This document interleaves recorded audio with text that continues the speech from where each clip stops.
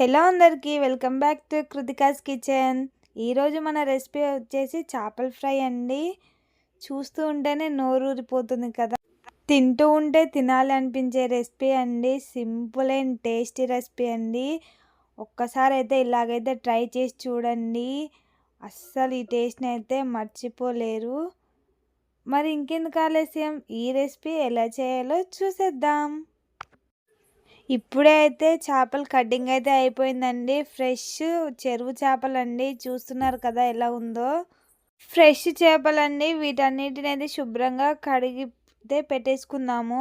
ఇందులోనే కొద్దిగంత ఉప్పు పసుపు అయితే వేసి చక్కగా అంతా కూడా కలిపేసి ఒక 10 నిమిషాలు అయితే మ్యారినేట్ చేసి అయితే పెట్టేసుకుందామండి.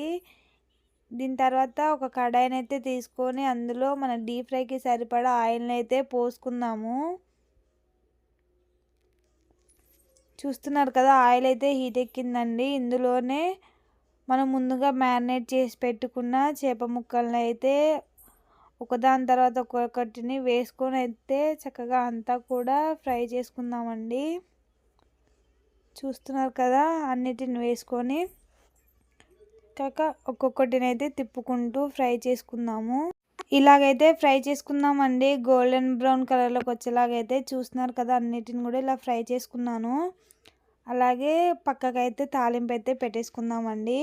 5 టేబుల్ స్పూన్ ఆయిల్ని అయితే వేసుకున్నాను. ఇందులోనే కరివేపాకు, జీలకర్ర, అల్లం వెల్లుల్లి పేస్టు, అలాగే మన స్పైస్కి తగినంత కారము, ఉప్పునైతే వేసి చక్కగా అంతా కూడా ఉడికించుకుంటున్నానండి. చూస్తున్నారు కదా, కారం అంతా మగ్గిపోయిన తర్వాత 1 టేబుల్ స్పూన్ మెంతి పౌడర్ని కూడా వేసుకుంటున్నాను.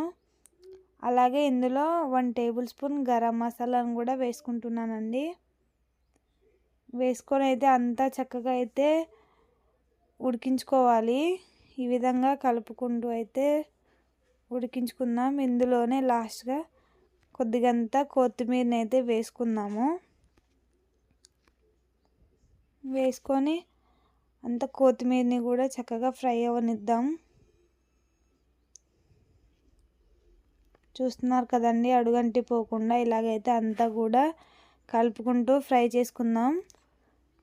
మనం ముందుగా ఫ్రై చేసి పెట్టుకున్న చేప ముక్కలకైతే ఈ తాలింపుని అయితే వేసుకుందామండి. వేసుకొని ఇలా చక్కగా ముక్కలకు పట్టేలాగైతే అంతా కూడా కలుపుకోవాలి. చూస్తున్నారు కదండి, ఇలా అయితే అంతా కూడా చక్కగా కలిపేసుకుంటున్నాను. మసాలాలన్నీ ముక్కలకు పట్టేలాగైతే అంతా కూడా కలిపేసుకోవాలండి. ఇలా చూస్తూ ఉంటేనే తినాలనిపిస్తుంది కదా.